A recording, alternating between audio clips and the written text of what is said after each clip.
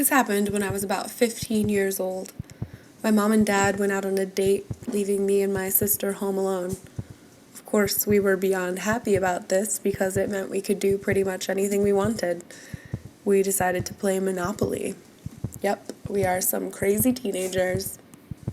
Now, to understand this story, you kind of need a layout of my home. Our living room has a wall that is pretty much all windows. These windows look out onto our driveway and the street in front of our house. You can walk from the living room straight into the kitchen, where there's a door that leads straight to the garage. The top part of the door are little windows, so you can see into the garage. Okay, back to the story. My sister and I are playing Monopoly when I see a man walking out on the road in front of my house.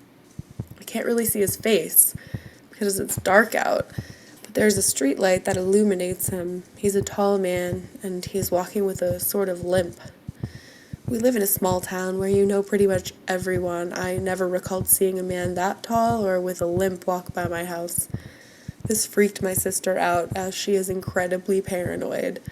I calmed her down, telling her it was probably just someone new visiting. My sister never really calmed down, and I was getting a little pissed at her, not only because of her constant worrying, but because she was kicking my ass in Monopoly. She told me to go shut the garage door, as I so intelligently forgot to do, and check that the door in the garage that leads to the backyard was locked. I had remembered that I did not see the man limp back the other way, so I thought either he was hurt or he had stopped at the little gas station down the street for some food or something.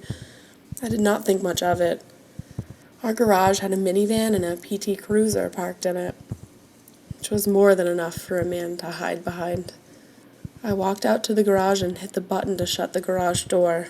Then, I walked out into the garage a little to make sure the back door was locked. Looking back on it, knowing that man was in the garage when I was out there is terrifying. So I go back to my sister, tell her everything is fine, and we resume our Monopoly game. We continue for about 15 minutes before I hear a sound that sounds like knocking. I brush it off as just my imagination. I hear it again, and so does my sister. There is no way it can be him. No fucking way. I had just stepped out there. It's amazing how your mind can think of anything else but the obvious. My sister starts flipping out. I tell her it is okay, and we can both go check.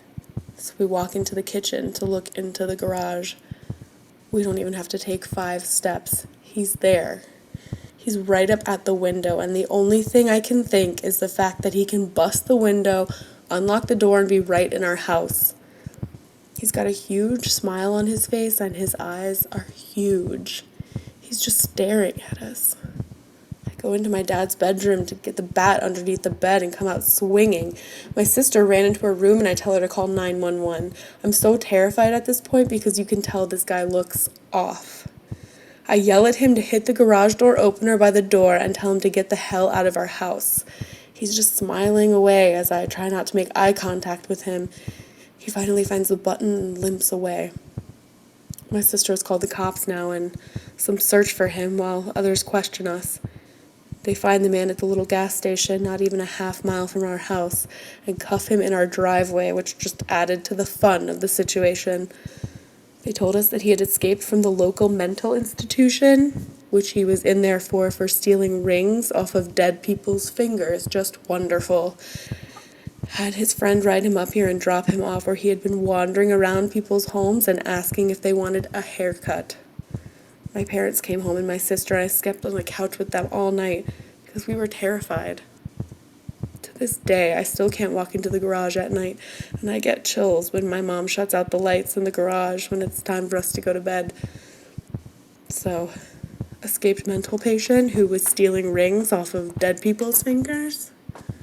Let's not meet.